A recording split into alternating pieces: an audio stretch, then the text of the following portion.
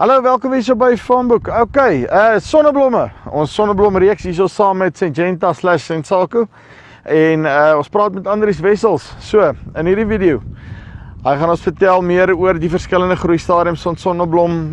Wanneer is wat belangrik? Wanneer word opbrengs bepaal? Wanneer bepaal hy die aantal pitte in die kop? Hoe bestuif hy? Al daai lekker nommertjies. Jy dalk 'n by of twee by kry, ek weet nie. Kom ons vind uit. Andries, lekker dinge. Lekker, dankie Andrei. Doodstil rustig. Right, kom ons vlieg sommer weg. Sonneblomme is geplant, hulle is aan die gang. Hulle is nou so 30 dae na plant, give or take.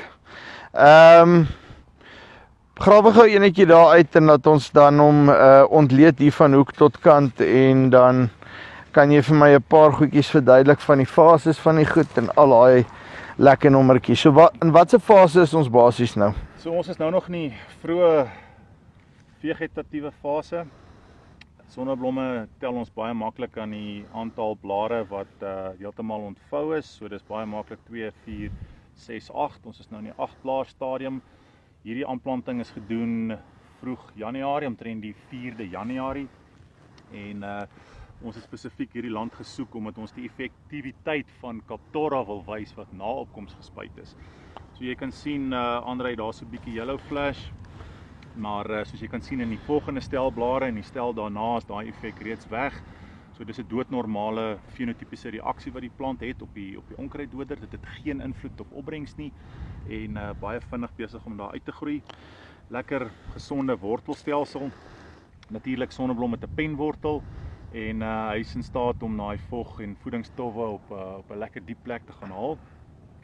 So hierdie is die eerste fase van 3 komponente wat sonneblom opbrengs bepaal. Ja. En hier is groeistadium 1 of die eerste groep.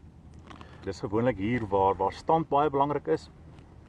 Ons kyk daarna om die optimum stand te realiseer en is baie belangrik Andrei dat ons altyd ons plantestand met plant met omtrent so tussen 15 na 20% moet lig. As ons byvoorbeeld 'n 35.000 populasie wil realiseer, is dit 'n baie goeie aanbeveling om ons plantestand met plant met tussen 15 en 20% te lig om daai finale resultaat te behaal. Om 'n ordentlike plantestand te kry. En dan sê vir my nou in hierdie stadium nou, so 8 blaar. Right.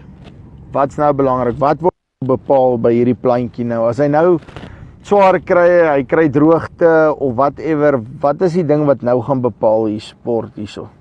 So die eerste komponent van opbrengs is weer terug na stand.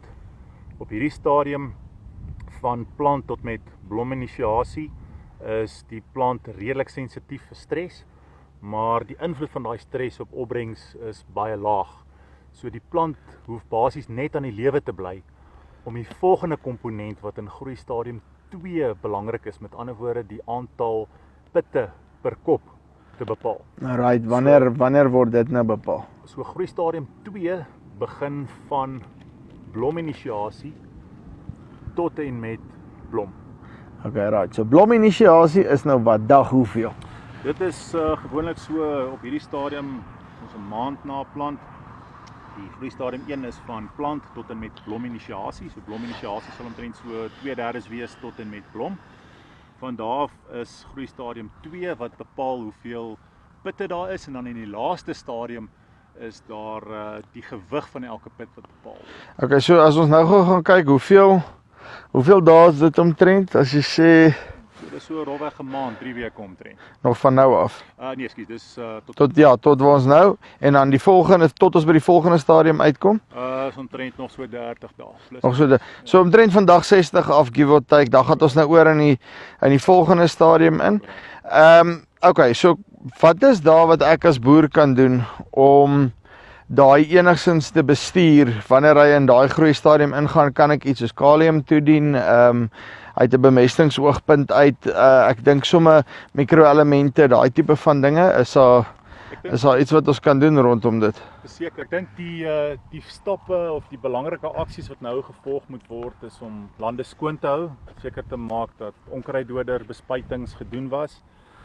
Boerbespuitings, mikroelemente is nou natuurlik baie belangrik. Topbemesting moes eintlik al reeds ingewees het. Ek dink dit is belangrik om veral vir hoë potensiaal opbrengs te seker te maak dat topbemesting in is.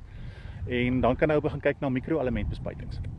En as jy kyk mikroelemente, watter tipe, kyk jy net na 'n goeie breë spektrum of na afhangende van wat in jou grond dalk tekorte is, daai tipe van goed? Altyd goed om 'n ontleding te doen as basis, maar ek dink vir 'n duimreël, André, kan nou altyd kyk na iets soos boor.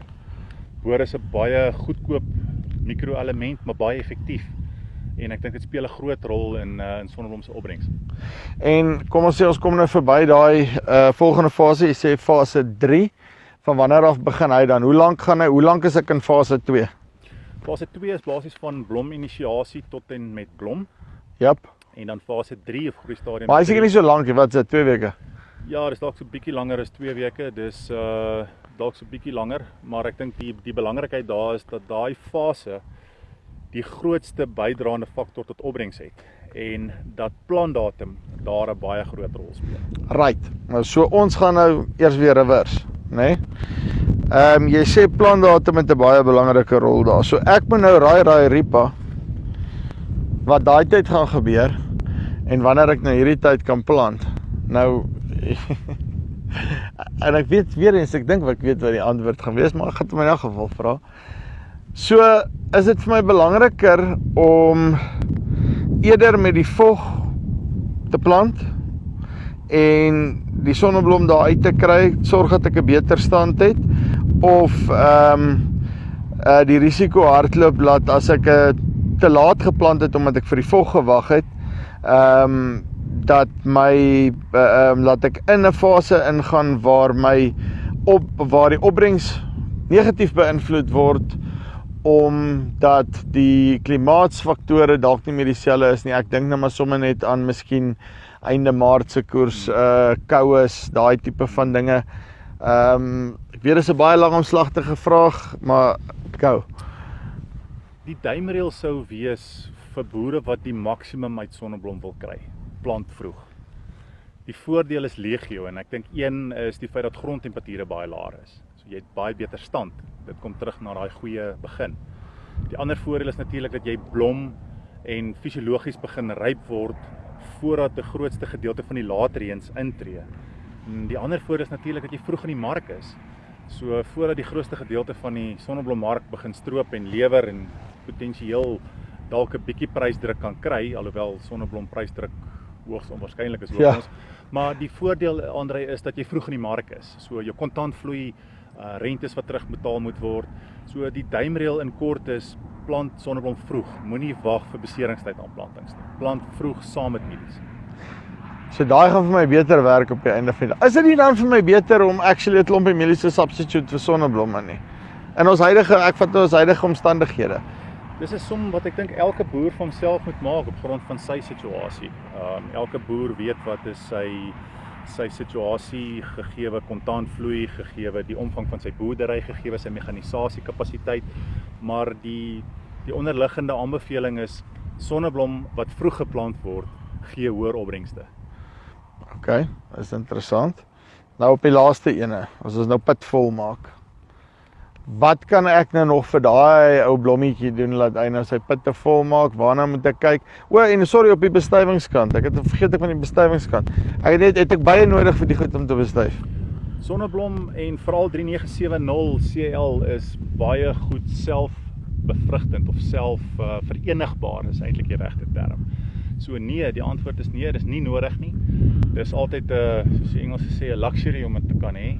Dis nie nodig nie en jy kan self die toets doen as jy 'n deursigtige sakkie, 'n lapsakkie om die sonneblom sou trek, so jy sien dat die styfmeel wat op elke blomkoppie of op die helm sit sal genoeg wees om homself te verenig.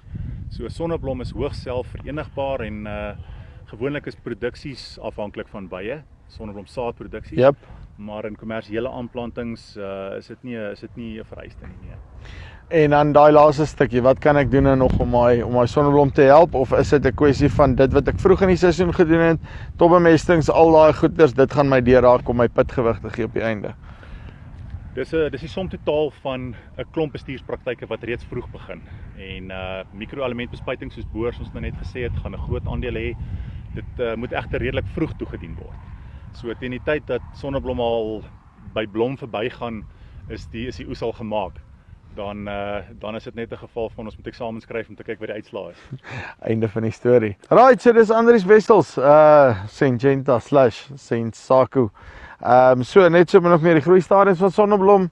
Wanneer jy moet kyk op die verskillende lot, wat kan jy nog nie doen op hierdie lot nie. So die kort nie lank van die storie is min of meer dit wat jy nou gaan doen bemestingsgewys. Al daai goeders gaan bepaal op die einde, moenie te lank wag nie. Veral as jy weet jy het 'n goeie stand en jy sien die goeders lyk alright, genoeg vog in die grond. Stamp maar daai bietjie ekstra kunsmis. Jy sal nie spyt wees nie. Dis hier van Farmboek af, tot volgende keer. Groete.